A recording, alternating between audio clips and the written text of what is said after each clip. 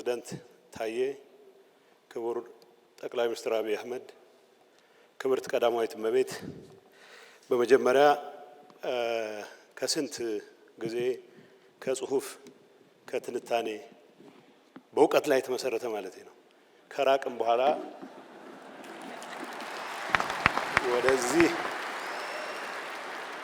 ወደዚህ መድረክ ታድሜ አስተያየት እንድሰጥ እድል ስለተፈቀደልኝ ማመስገን እፈልጋለሁ። እኔ ፍጹም ካቀረበችው የምጨምረው የምቀንሰው ነገር ኖሮ ሳይሆን መጽሐፉን ሳነብ እንደ አንድ የኢትዮጵያ ማስተዳደሪያ ላይ ያለ ሰው ህልሙን መሬት ላይ ምን መፈጠር እንደሚፈልግ እንዳስቀመጠበት ፍኖተ ካርታ ያለኝን ኢምፕሬሽን ያለኝን አስተያየት ለመግለጽ ነው። መደመር እንደ ሀገራዊ ሂሳብ ማቀፍ የሚል ነው የተሰጠኝ ጽሁፍ። መጽሐፉን ሳነብ ከመጀመሪያ እስከ መጨረሻ በእኔ እምነት አገሪቱ አሏት የሚላቸውን ችግሮች በደንብ የዳሰሰ ችግሮቹ መዳሰስ ብቻ ሳይሆን መፍትሄ አቅጣጫዎችን የጠቆመ ወደፊት እስካሁን እየተሰራባቸው የመጡ ጉዳዮች እንደተጠበቁ ሆነው ወደ ፖሊሲ ማዕቀፍ ሊሸረፉ የሚችሉ ሀሳቦች እንደተጠበቁ ሆነው በማመላከት ደረጃ ግን ብዙዎቹን ችግሮች በዝርዝር የዳሰሰ መፍትሄዎቹን የጠቆመ እስከሆነ ድረስ ይቅር በመጽሐፍ መልክ ተደራጅቶ ወጥቶና ፓርላማ መክፈቻ በሚሰጡ ንግግሮችም ጭምር በእንደዚህ አይነት ደረጃ ጊዜ ተወስዶ ልንወያይበት የሚገባ ትልቅ ዶክመንት ስለሆነ ይሄንን ከንግግር በዘለለ ወደ ጽሁፍ ቀይረው ያቀረቡልን ጠቅላይ ሚኒስትር ማመስገን እፈልጋለሁ።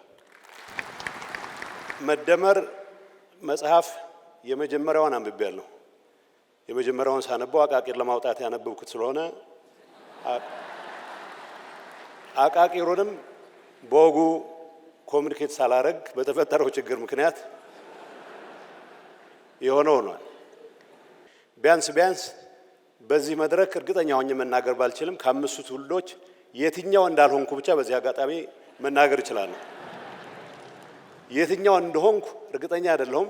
የተቸነከረው የሚባለው ውስጥ ግን እንዳልሆንኩ በጣም እርግጠኛ ነኝ።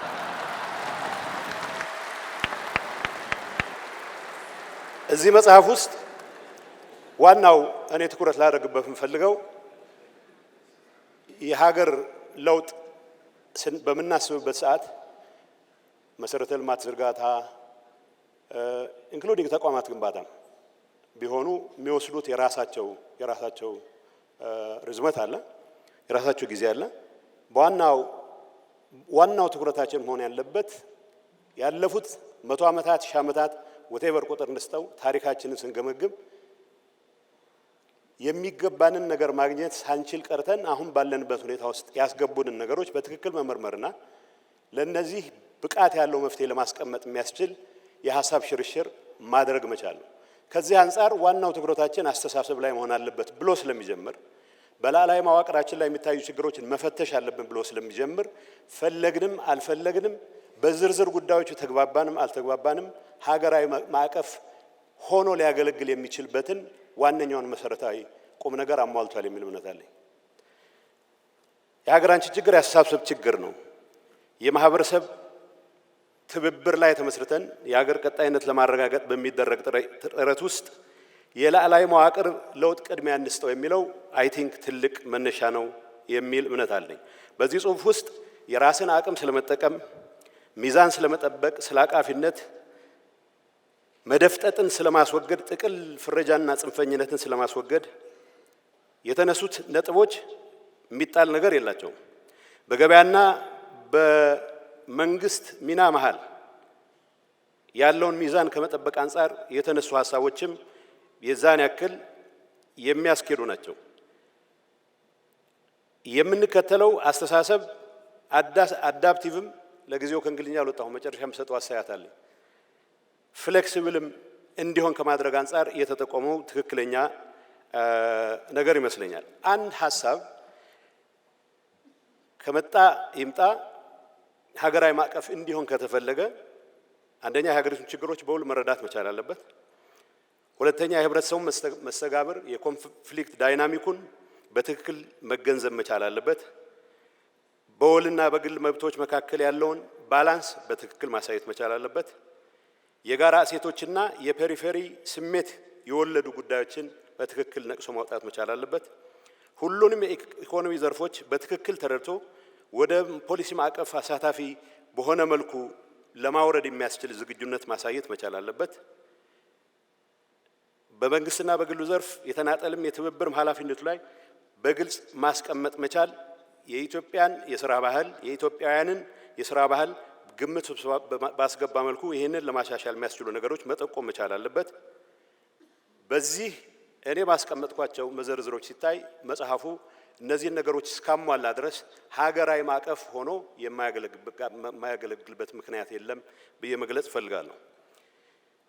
ቅድም እንደተባለው በመጽሐፉ ውስጥ በተደጋጋሚ ጸሐፊው እንደገለጹት የአንድ ሀሳብ የመጨረሻ አዋጭነት የሚረጋገጠው መሬት ላይ አይደንቲፋይ ያደረጋቸውን ችግሮች ለመፍታት የሚያስችል የፖሊሲ ማዕቀፍ የህግ ማዕቀፍ ተግባራዊ ማድረግ ሲችል ነው። ህልሞቻችንና ሀሳቦቻችን የሚወስዱን ርቀት እንደተጠበቀ ሆኖ በተደጋጋሚ ኢቭን ሰክሰስ በታዩባቸው ኤሪያዎች ላይ ያሉ ቻሌንጆችን መጽሐፉ ሲገለጽ በግልጽ እንደሚቀመጠው ከባህላችን ከተቋማቶቻችን ድክመት ከታሪካችን የሚቀዱ በርካታ የሚያሰናክሉን ነገሮች አሉ። እነዚህ ላይ ትኩረት አድርገን እንድንሰራ ከሆነ ተቋማት ስንገነባ ተቋማት በመገንባት ሂደት ውስጥ ፖሊሲዎች፣ ህጎች፣ አሰራሮች ይህንን ህልም ለማሳካት በሚያስችል መልኩ መስተካከል የሚችሉበት ሁኔታ መፍጠር ስንችል ነው። በዚህ ጽሁፍ ውስጥ እንደ ትልቅ መነሻም ምናልባት የኢትዮጵያ አንድ ትልቅ ፍኖተ ካርታ ነው ብለን እንድንወስድ አንድ ትልቅ መነሻ ያደረገው በአስተሳሰብ ላይ ትኩረት ማድረጉ ብቻ ሳይሆን ቁጭትን እንደ መነሻ መጠቀሙን የአባይን ልጅ ውሃ ለምን ይጠማዋል ብሎ ነው የሚጀምረው። ውሃ ጠማው ተረቱን ረጅም ጊዜ ተጠቅመንበታል። ውሃ ለምን እንደጠማው ባልተረዳንበት ሁኔታ የአባይ ምንጭ ተቀይሮ ውሃ የሚሆንበት ወይ ጥማችን የሚያረካበት እድል ሊኖር ስለማይችል ይሄንን ብሎ መጀመሩ የችግሮቹን ዲስክራይብ ማድረግ አንድ ነገር ነው። ችግሮቻችን ዲስክራይብ በማድረግ በኩል ይነስ የሚብዛም ሁሉም የራሱ መንገድ አለ። ችግሮቹን ዲስክራይብ አድርጎ መነሻቸው ምን እንደሆነ ተረድቶ ችግሩን ለመድገም በማያስችለን መልኩ መፍትሄ ለማምጣት የምናደርጋቸው ጥረቶች ምን ይመስላሉ የሚለው ነው ትክክለኛ አካሄድ የሚመስለኝ። ስለዚህ ቁጭትን እንደመነሻ ማድረጉ ከምን ነገር በላይ ግን በግልጽ ቋንቋ እንደተቀመጠው አፍርሶ የመስራትን አባዜ ያስወግደን ባለን አዎንታዊ ነገር ላይ ያከል የሌሉን ነገሮች የምንጨምርበት የሁሉንም አቅም የምንጠቀምበት አሰራር እንከተል የሚል በቦልድ ያስቀመጠ በመሆኑ ጥሩ መነሻ ሀሳብ ነው የሚል እምነት አለ። የመደመር መንግስት ባህሪያት ተብሎ የቀረቡ አንዳችንም ቢሆን ልንሞግታቸው የማንችሉ ጉዳዮች አሉ። ምናባዊ ከፍታ የማድረግ አቅማችን ማጠናከር፣ ተለማጭነት። እኔ መጀመሪያ ተለማማጭነት አንብቤው ነበረ። ግሎሳሪውን መፍቻ ቃላት መፍቻውን በደንብ ሳይ ነው ይሄን ነገር ተጠንቅቄ ማንበብ እንዳለብኝ ገባኝ። ተለማጅነትም ተለማጭነትም የሚያስፈልጉን ኳሊቲዎች እንደሆኑ ፖለቲካችን ከማሸነፍ ንግዳችን ያሸነፈ ሁሉን የሚወስድበት ፖለቲካችን ያሸነፈ ሁሉን የሚወስድበት ፈረንጆቹ ዊነር ቴክ ኦል የሚሉት አደገኛ ካሄድም ስለሆነ መሸናነፍ ሳይጠበቅብን መጽሐፍ ውስጥ በግልጽ ተቀምጧል። ሁላችንም የምናጣበት አንዱ አጥቶ ሌላው የሚያገኝበት ሳይሆን ሁላችንም ልናገኝ የምንችልበት ሁኔታ ከመፍጠር አንጻር መቃኘት እንዳለበት መቀመጡ አይ ቲንክ ትክክለኛ ነገር ይመስለኛል። የኢኮኖሚ መዋቅራዊ ሽግግር መምራት፣ አደጋን የሚቋቋም በገር ኢኮኖሚ መፍጠር የሚባሉት አንድን ሀገር በሀገርነት እንዲቀጥል የተሻለ እድገት አረጋግጦ ሌሎች የደረሱበት ደረጃ ላይ ለመድረስ ብቻ ሳይሆን ኮምፒቲቲቭም ኮምፓራቲቭ አድቫንቴጅ ተጠቅሞ የተሻለ ደረጃ ላይ ለመድረስም የሚያስችለው አቅም የሚፈጥር ስለሆነ በሀሳብ ረገድ የሚወጣለት አለ ብዬ አልወስድም። እዚህ አስተሳሰብ ላይ ትኩረት ማድረግ አለብን፣ አስተሳሰብ ትግል ላይ ትኩረት ማድረግ አለብን የሚለው ላይ የተወሰነ ሪፍሌክሽንን መግለጽ ስለምፈልግ አንደኛ የዜሮ ሳም ፖለቲካ የዜሮ ድምር ፖለቲካን አሽቀንጥረን መጣል አለብን። በመጽሐፉ መጨረሻ ላይ የተቀመጡት የችግራችን ምክንያቶች ተብሎ አይደንቲፋይ ያደረጉት ችግሮች መረዳት ብቻ ሳይሆን እነሱን ለመፍታት የሚያስችል ዝግጁነት ተቋማዊ መዋቅራዊና ተቋማዊ ዝግጁነት መኖር መቻል አለበት። እዚህ ጉዳይ ውስጥ በመንግስት ስልጣን ለመክበር የሚያስብ አስተሳሰብ አሁንም ያልተሻገርናቸው መንግስት የመሮጫ ሜዳውን አስተካክሎለት ብቻ ሳይሆን ሌሎች ሯጮቹን ይዞለት ማትረፍ የሚፈልግ ነጋዴ አስተሳሰብ፣ በተፈጥሮ ኪራይ ብቻ እሴት ሳይጨምር ለመኖር የሚያስብ አስተሳሰብ፣ በተደጋጋሚ መጽሐፍ ውስጥም እንደተገለጸው የህግ በላይነት ለማረጋገጥ ባለመቻላችን አሁንም መሬት በመቸብቸብ ላይ ብቻ ተመስርቶ የሀገር እድገትን ወደ ኋላ የሚመልስ አስተሳሰብ፣ ከምንም ነገር በላይ ግን ሁሉን ነገር እኔ ካልወሰድኩት እኔ ካላሸነፍኩ ሁሉም ነገር መቀመቅ የሚግባ የሚል አስተሳሰብ መታገል ዋና ማዕከሉ ማድረግ መቻል አለበት። ይሄን ትግል በስሜት ብቻ ልናደርገው አንችልም። የምናደርጋቸው እንቅስቃሴዎች እዚህ ጽሁፍ ላይ የቀረቡት አስተሳሰቦች በሙሉ ወደ ፖሊሲ ማዕቀፍ መቀየር፣ ከፖሊሲ ማዕቀፍ በዘለለ ወደ ዝርዝር ህጎች ወጥተው የሚያስሩን መሆን መቻል አለባቸው። የሚያስሩን ዜጋውን ብቻ ሳይሆን አስፈጻሚ የሚባለውን የህብረተሰብ ክፍል አስፈጻሚ የሚባለውን የበላይ ኃላፊ ጭምር የሚያስሩ መሆን መቻል አለባቸው። እዚህ ላይ ፖሊሶች ሲወጡ፣ ህጎች ሲወጡ ህልሙ ጋር ጠብ የሌለን ፖሊሲው በዚህ ሂድ በዚያ ሂድ በሚል ጉዳዮች ላይ የተለያየ አስተሳሰቦች ያሉን ሰዎች መሟገት የምንችልበት እድል ሊፈጠር ይችላል። ይሄ ጽሁፍ ሀገራዊ ማዕቀፍ ይሆናል ማለት ኤቭሪ የሚወጣ ፖሊሲ ኤቭሪ የሚወጣ ህግ 100% ይህንን ያንጸባርቃል ማለት አይደለም። በተቻለ መጠን በዚህ ጉዳይ ላይ ተገዢ እንሆናለን ያለ ሁሉ አካታች በሆነ ስሜት መጽሐፍ ውስጥ በተደጋጋሚ እንደሚገለጸው መንገድ ተወያይቶ ትልቅ ደረጃ ላይ አደርሶት አበልጽጎት የሀገር ማዕቀፍ የሚሆንበት ግን ደግሞ ተቸክሎ የሚቀር ሳይሆን እንደ ወቅቱ ሁኔታ እንደ ተጨባጭ ሁኔታው በየጊዜው ፍሌክሲብል በመሆን የህዝባችንን ጥያቄዎች መመለስ የሚያስችለን ስራ መስራት አለብን የሚል ነው ከመጽሐፉ ሪዲንግ የገባኝ። እዚህ ውስጥ ዝርዝር አድርጌ ብዙ ላወራበት አልችልም። ደካማ የስራ ባህል እንዳለን ብዙ ጊዜ ድፍረን አናገርበት። ጠንካራ ሰራተኛ ነው በብዙ መልኩ። እኔም ካሁን በፊት እንደዚህ አይነት ጉዳዮች ላይ ኢንቮልቭ በማድረግበት ሰዓት የሌበር ፕሮዳክቲቪቲ ኢሹ ሲነሳ አንዳንድ ስታቲስቲክሶች ስናነብ እጅግ በጣም አላርሚንግ ነው። አስታውሳለሁ እኔ ቢያንስ ስራ አስፈጻሚ በነበርበት ዶክተር አብይም እኔም በነበርበት ሰዓት ቻይና የውጭ ዜጎች ሳይቀር በህዝባችን መካከል ያለውን የሌበር ፕሮዳክቲቪቲ ኤክስፕሎይት እያደረጉ እርስ በርሳችን እንድንጋጭ የሚያስችል አሰራር ጭምር የተከተሉበት ወቅት ነበር። ከዚህ አካባቢ የመጣ ሰው 150 ይከፈለው፣ ከዚህ አካባቢ የመጣ ሰው 70 ይከፈለው፣ ከዚህ አካባቢ የመጣ ሰው 60 ይከፈለው ለተመሳሳይ ስራ ሰዓት። ይሄንን ለማድረግ እነሱ ቀዳዳ ያገኙበት ምክንያት አጠቃላይ የስራ ባህላችንን ፈትሸን ያለብንን ችግር ለመፍታት የሚያስችል የረባ ስራ ሰርተን ስለማናቅ ነው። ቅድም በተባለ ልማታዊ መንግስት የሰራቸው ተአምር ነገሮች አሉ። ባይዘው አፍርሶ የመገንባት አባዜ ብሎ ጠቅላይ ሚኒስትሩ የሚያስቀምጠው ትክክለኛ ቁም ነገር ካለ እዚህ መጽሐፍ ውስጥ በግልጽ እንደተቀመጠው ከተሞች ስራ ላይ ሌሎች አካባቢዎች ላይ የተሰሩ አበረታች እንቅስቃሴዎች አሁን በደረስንበት ልክ በዛው መቀጠል አይችሉም። ምክንያቱም ተቋማቱ ያንን አድሬስ ማድረግ በሚያስችል ደረጃ ብቁ ስላልነበሩ ነው። የኢንቴንሽን ችግርም የነበር አይመስለኝም። ስለዚህ በዋናነት ይሄን የስራ ባህል ይሄንን ደካማ የፖለቲካ አስተሳሰብ አድሬስ ካላደረግን በስተቀር ይሄ ህልም ሆኖ ብቻ የሚቀርበት እድል ዝግ ስላልሆነ ይሄንን ማዕከል አድርጎ መወያየቱ ጥሩ ይመስለኛል። ይሄ መጽሐፍ ዛሬ ስሜት የምንቀሰቀስበት ለመጽሐፉ ሰው እንዲያውቅና እንዲያነብ ለማድረግ የምንችልበት እንጂ ዝርዝር ጉዳዩ ላይ የምንወያይበት ስለሆነ ሌሎች መድረኮች ላይ በኑዋንስስ ላይ ተመስርተን የምንወያይ መስሎ ይታየኛል። እንደ ማሳያ ብዬ 2 ነጥቦች ብቻ ነው ማንሳት የፈለኩት።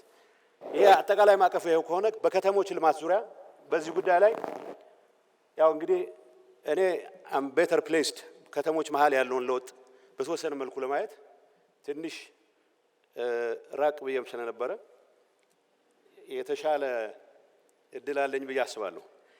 መጽሐፉ ላይ በግልጽ እንደተቀመጠው የከተሞች እድገት ከተሞቻችን ሰፊ ገጠሮች ነው የነበሩት። እጅግ በጣም ሰፊ ገጠሮች ነው የነበሩት። እስካሁንም ብዙዎቹ ከተሞች ሰፋፊ ገጠሮች ናቸው እንጂ እዚህ ጋር የሚባል የከተማ ኳሊቲ የላቸውም። መሰረተ ልማት የጎደላቸው ከዲጂታል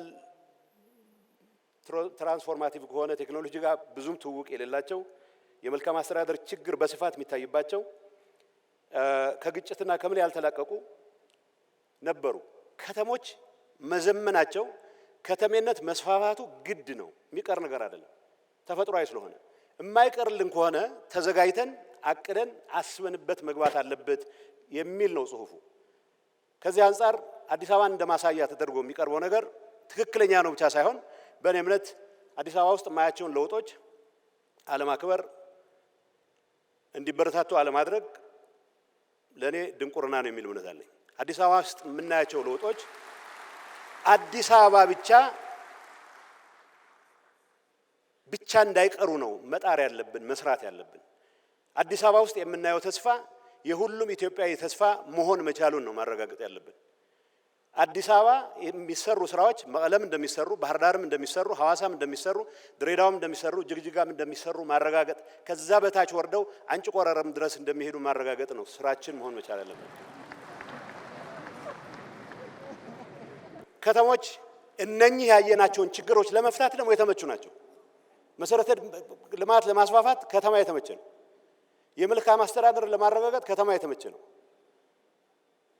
በነገራችን ላይ ግጭትም ለማስወገድ ከተማ የተመቸ ነው። ሕግና ስርዓትን ለማክበር ከተማ የተመቸ ነው።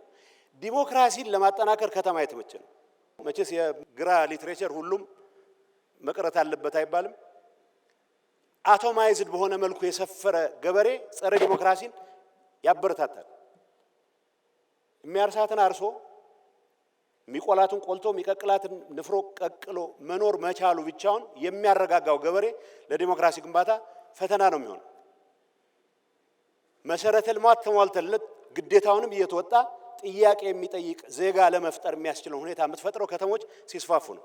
ፈለግንም አልፈለግንም በግጭት ምክንያት በአንድ ወይም በሌላ ምክንያት ከተሞች መስፋፋታቸው አይቀርም። ከተሞች የሚስፋፉ ከሆነ በቅድ መሆን አለበት ብቻ ሳይሆን በመስፋፋታቸው ገጠሮችን የሚያስፈራሩ ሳይሆኑ ገጠሮችን ተስፋ አሰንቀው በናፍቆት የሚጠብቋቸው መሆን መቻል አለባቸው።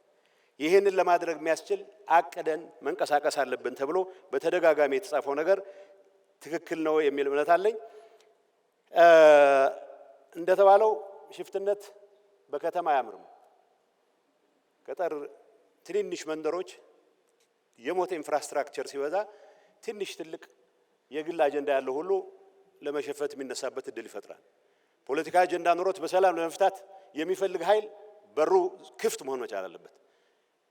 ግን የህዝብን ኑሮ እያመሰቃቀሉ በሽፍትነት ለመቀጠል የሚደረግ እንቅስቃሴን የከተሞች መስፋፋት አትሊስት ከተሞቻችን በታሪክም ቢሆን ምሽጎች ሆነው የጀመሩትና ብዙዎቹ ምሽግ የሽፍትነት ምሽግ እንዳይሆኑ የሚያስችል ስራ ለመስራትም ስለሚያግዝ ከዚህ አንፃር እንደ ማሳያ የቀረበችው አዲስ አበባም ተገቢ ነው።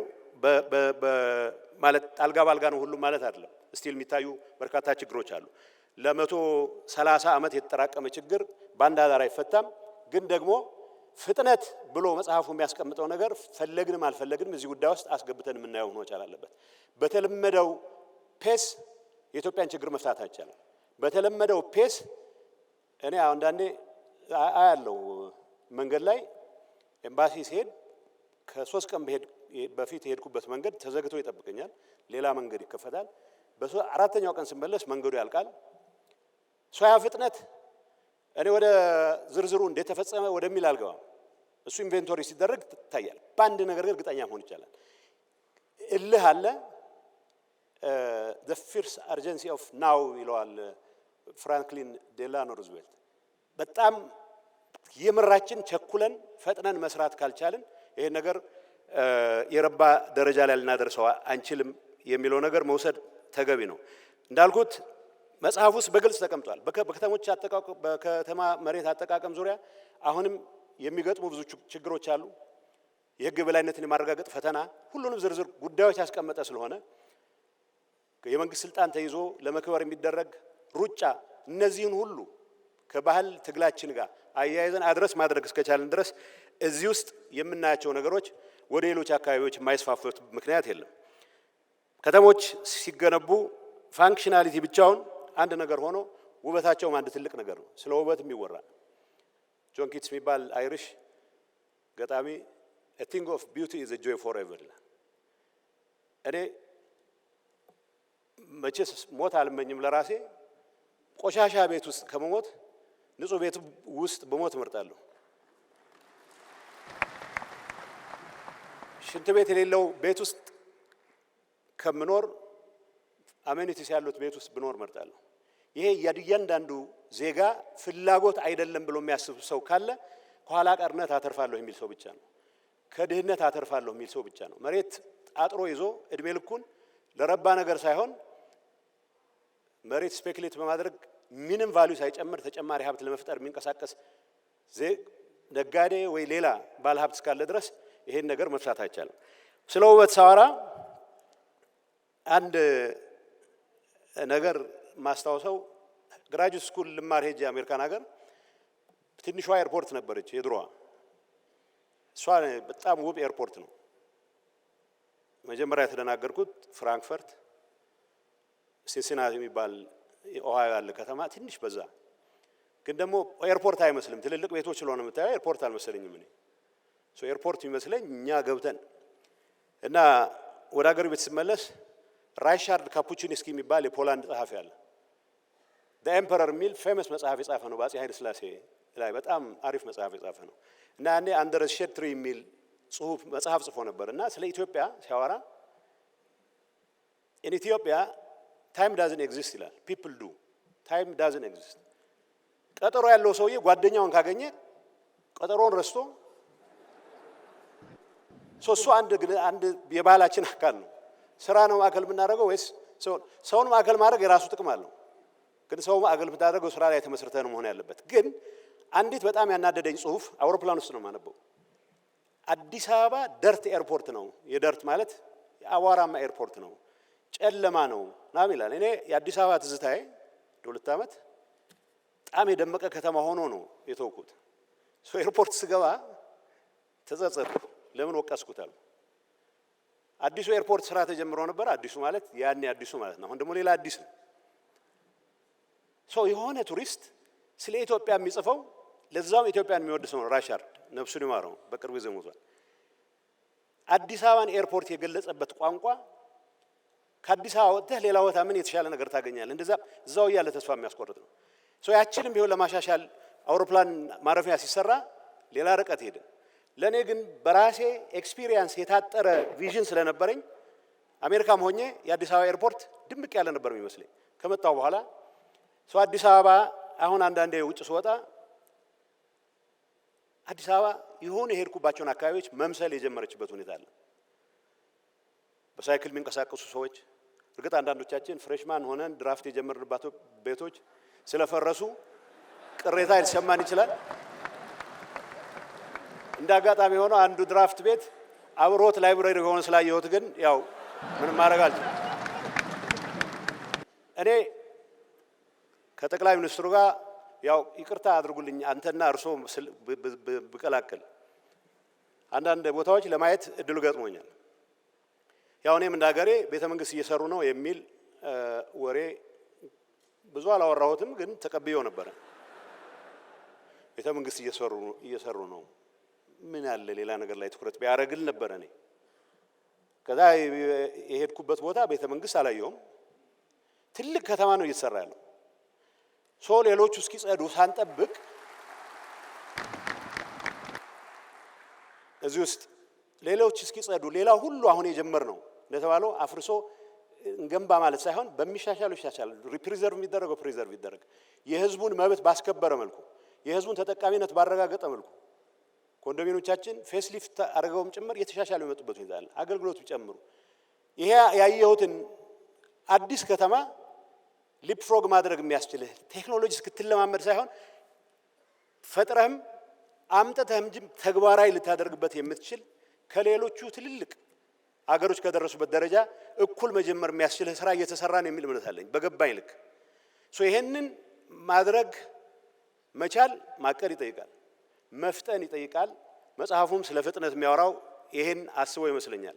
የኔ ምክር ይሄ ፍጥነት አዲስ አበባ ላይ ብቻ ተቆጥቦ መቅረት የለበትም ነው። የዚህ ህልም ተጋሪ የሆኑ ሰዎች ባላበዛን ቁጥር የተወሰኑ ሰዎች ብቻ ባላቸው ህልም ላይ ተመስርቶ የሚመጣ ለውጥ እንዳልሆነ ታውቆ ይሄን ህልም መጋራት አንድ ነገር ሆኖ በተቻለ መጠን ግን ወደ ታች ሲወርድ አሳታፊ በሆነ መልኩ የህዝብን ጥቅም ባረጋገጠ መልኩ ሁሉንም ሊያካትት እንደሚችል መስራት አለብን የሚል ነገር ለማንሳት ነው። የአዲስ አበባ ከተማ ማያቸው አንዳንድ ህንጻዎች አዲስ የተሰሩ ህንጻዎች ወርክማንሺፕ ላይ የተለየ ኳሊቲ መፈጠር እንደጀመረ የሚያሳዩ ናቸው። የመጀመሪያ ያየሁት ሳይንስ ሙዚየም ነው። አዲስ አበባ ውስጥ በሚሰሩ ህንጻዎች እንደዚህ አይነት ጥራት ያለው ነገር አያለሁ ብዬ አስቤ አላቅም። ኮንዶሚኒየሞቻችን ለማዳረስ ተብሎ እርግጥ የጭቃ ምርጎች ናቸው፣ ግን እንደዛ ሆኖ ቤት ከሌለው ቤት ሰው ቤት ያለው ይመረጣልና ጥሩ ነበር። አሁን በማያቸው ስራዎች ግን የስራዎች ጥራት እየተሻሻለ ወርክማንሺፕ እየጨመረ ወርክማንሺፕ መጨመሩ ሳይንሱ ኢንጂነሪንጉ በዓለም ላይ አንድ ነው። ግን የኢትዮጵያ መሐንዲስ የሚሰራው ህንጻና በተመሳሳይ ንድፍ የአሜሪካ መሐንዲስ የሚሰራው ህንጻ ለምን እንደሚለያይ ግራ የሚገባ ወርክማንሺፕ ነው የሌለው። ይሄንን እያፍታታን የተማርን እንድንሄድ ከማድረግ አንጻር አዲስ አበባ ውስጥ መነሻ ማሳያም ስላደረጉት ነው ጠቅላይ ሚኒስትሩ። ግን አዲስ አበባ ላይ ብቻ መቅረት የለበትም። የሁላችንም ምኞት የሁላችንም ትግል መሆን መቻል ያለበት መፋጨት ካለብን እዚህ ላይ ብቻ ተወስኖ መቅረት የለበትም በሚል ነው። ተስፋን ለሁሉም ማሳየት እስከቻልን ድረስ ኢትዮጵያ ውስጥ ያሉ ግጭቶች በሰላም መፈታት መቻል አለባቸው። ትግራይን ጨምሮ ወደ ተሟላ ሰላም የምንመጣበት ሁኔታ ለመፍጠር በዚህ አጋጣሚ ክቡር ጠቅላይ ሚኒስትሩ የአንበሳውን ድርሻ ስለሚኖሩት ሁሉን ነገር እንደሚያደርጉ ተስፋ አለኝ። ከምንም ነገር በላይ ግን እነኚህን ተስፋዎች እያበዛን እንዳልኩት ብዙ የቦታዎች ተንቀሳቅሻለሁ። ጥሩ ነገሮች እንዲበዙ ያልተሰሩ እንዲሰሩ ከማድረግ የተሻለ ቅንነት የኢትዮጵያን ፖለቲካ ሊያስተካክል የሚችል አይመስለኝም። ስለዚህ ሁለተኛ ከእንትን አንፃር አሳጥረ የቱሪዝም እንማቀሩ ቱሪዝም በዓለም ላይ ጥቂት ሀገሮች ናቸው ሶስት መሰረታዊ ነገሮች አሟላሉ የሚባል ታሪክ፣ ተፈጥሮ፣ ባህል። ኢትዮጵያ ሁሉንም ኦልሞስት በሁሉም አካባቢ አሟልታለች። የኢትዮጵያ የሚመጣ ለመጎብኘት የሚመጣ ቱሪስት በብዛት ባክፓከር ነው። ባክፓከር ማለት ትንሽ ገንዘብ አሰባስቦ አድቬንቸር ለመስራት የሚመጣ እሱም ቢመጣ ችግር የለውም። ግን ሲመለስ የመጓጓዣ አጥቶ ብዙ ጊዜ ወደ ልመናም የሚመለሳል ባክፓከር። ኢትዮጵያን የሚያክል ትልቅ ተፈጥሮ ያለው አካባቢ አክሱም፣ ገርዓልታ፣ ሶፍ ዑመር ሁሉም ቦታዎች ጎርጎራ ሄጄ አላቅም የተሰሩ ቦታዎች ዓለም ባሌ ተራሮችን ለማየት ሁሉም ሰፍ በሚልበት አስታውሳለሁ። ገርዓልታ ጆርጅ ቡሽ ለማየት መጣ። ጆርጅ ቡሽ ጁኒየር ለ3 ቀን ለ4 ቀን ነበር። ግን ሎጅ ስለነበረ አካባቢው ማራኪ ስለነበረ በ3 ነው 4 ቀን አራዘሙ። አስታውሳለሁ 2011 ይመስለኛል። የቱሪስት ዴስቲኔሽን ባለመኖሩ ምክንያት የሁሉም ምቅ ተፈጥሮ ምንም አይነት ገቢ የማያገኝበት ሁኔታ ተፈጥሮ ነው እድሜ ልክ ይኖር ነው። ይሄንን ነገር ከማስተካከል አንፃር የተጀመሩ ስራዎች አበረታቾች ናቸው። እንደ ሀገራዊ ማዕቀፍ ኢትዮጵያን በሙሉ ለማስተሳሰር የሚያስችል ብቃት ካላቸው የኢኮኖሚ ሴክተሮች አንዱ ቱሪዝም ነው። ለቱሪዝም የሰጠነው ትኩረት እንዳለመታደል ሆኖ ብዙም ስላልነበረ ቱሪዝም ሚኒስትር ሲመደብ እንኳን እንደ ማርጂናል ቦታ ነው ይቆጠር የነበረው። ዶክተር አብይ ቀይረዋል የሚል ተስፋ አለኝ። በዚህ ጉዳይ ላይ እየታዩ ያሉ እንቅስቃሴዎች መበረታታት ያላቸው። ቱሪዝም የሚጀምረው ከቦሌ ነው። ቦሌ የአይን ቁስል የሆነበት ሰው ሌላ ቦታ ተደፋፍሮ የሚሄድበት እድል የለም። ይሄ ማለት ውበት ቦሌ ላይ ብቻ መቆም አለበት፣ ምቾት ቦሌ ላይ ብቻ መቆም አለበት አይደለም። አሁንም ወደ ሌሎች አካባቢዎች እንደሚሄድ አሳታፊ በሆነ መልኩ መሰራት መቻል አለብን። ለማንኛውም ለማጠቃለል ያክል ሰላም እኔ ያነበብኩት መጽሐፍ አንዳንድ የጎደሉት ያልኳቸው አሁን ያገኘሁት መጽሐፍ ላይ ተካተቱ ስላየሁ እዛ ላይ አልገባም። ማለት ማጠናከር የሚችሉ ብዙም ከባድ ነገሮች አይደሉም። ሰላማችንን በፖለቲካ ዙሪያ የሚታዩት ችግሮች ብዙ መተንተን ያልፈለኩት በደንብ ተገልጸዋል።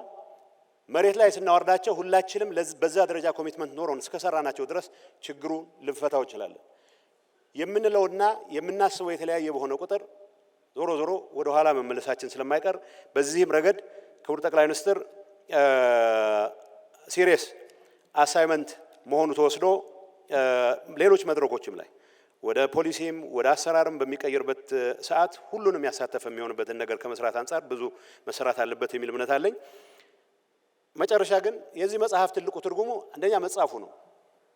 ብዙ ጊዜ ማውራት ነው የለመድነውና እንኳን ተጻፈ ቅድም እንዳልኳችሁ የመጀመሪያ መደመርን አሁን መልሼ ማየት ይኖርብኛል። ጠቅላይ ሚኒስትር ነግረው ነበር አንብቤ አስመሬ እኔ ወጣሁት ወደ በረሃ ሶ ዓላማው ያሰራናል ወይ የሚል ሳይሆን እንዴት መወርወር እንዳለብን የሚያሳይ ነበር። አሁን ይሄ መወርወር መጽሐፍ በሆነ ይሁን መጽሐፍ አይወረወርም፣ አይቃጠልም። እንኳን ችግሮች ማፕ አድርጎ መፍትሄዎች የጠቆመ መጽሐፍ ሰው የመጀመሪያው የዚህ ነገር መጻፉ ነው።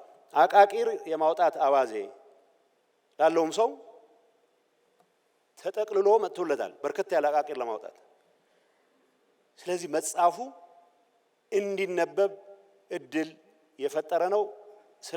ስለ ጻፉ ጠቅላይ ሚኒስትር አብይ በዚህ አጋጣሚ እንኳን ደስ ያለዎት ማለት እፈልጋለሁ። ሁለተኛ በ40 ዓመት እድሜው ግለ ታሪክ ጽፎ አገር አስተምራለሁ እያለ ብዙ መጽሐፍ የሚሸጥበት አገር ውስጥ ነው ያለነው። ስለዚህ ጠቅላይ ሚኒስትር እንኳን ግለ ታሪክ ሆነ አልጻፉ እንኳን ሌላ ነገር ጻፉ።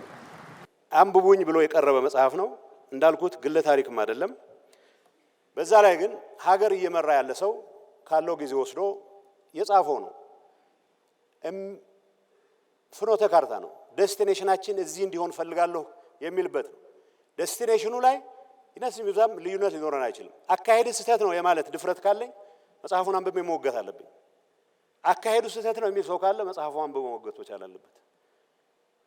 መጽሐፍ ስለተጻፈ ብቻ ከሩቁ የማለቱ አባዜ ከሩቁ ሂድልን የማለቱ አባዜ በመጽሐፉ ውስጥ የተገለጠው የፖለቲካ ባህላችን ኋላ ቀርነት የፈጠረው ችግር መሆኑን ማውቀን ይህንን ለማስተካከል የሚያስችል እንደ አንድ ግብዓት መጠቀም መቻል አለብን። ሁላችንም እንጻፍ። መጽሐፉን መሰረት አድርገን ክሪቲክ እንጻፍ አስፈላጊ ከሆነ። መጽሐፉ መነበብ አለበት የሚል እምነት አለኝ። አንዳንዴ ደግሞ እንግሊዝኛ በጣም ለሚቀድመን ሰዎች ብዙ የእንግሊዝኛ ኮንሰፕቶችን ወደ ጥሩ አማርኛው የመለሰ ስለሆነ አማርኛችን ፖሊሽ ለማድረግም ስለሚያግዘን ሁሉም ይሄን የሚሰማ መጽሐፉን ቢያነበው ብዬ ጥሪ ማድረግ ፈልጋለሁ። አሁንም ደጋግሜ እንኳን መጽሐፍ ለመጻፍ አበቃዋት ማለት ፈልጋለሁ። የጎደሉትን መጽሐፍት አይቼ ሌላ ጊዜ በግል አስተያየቴን ለመስጠት ሞክራለሁ። አመሰግናለሁ።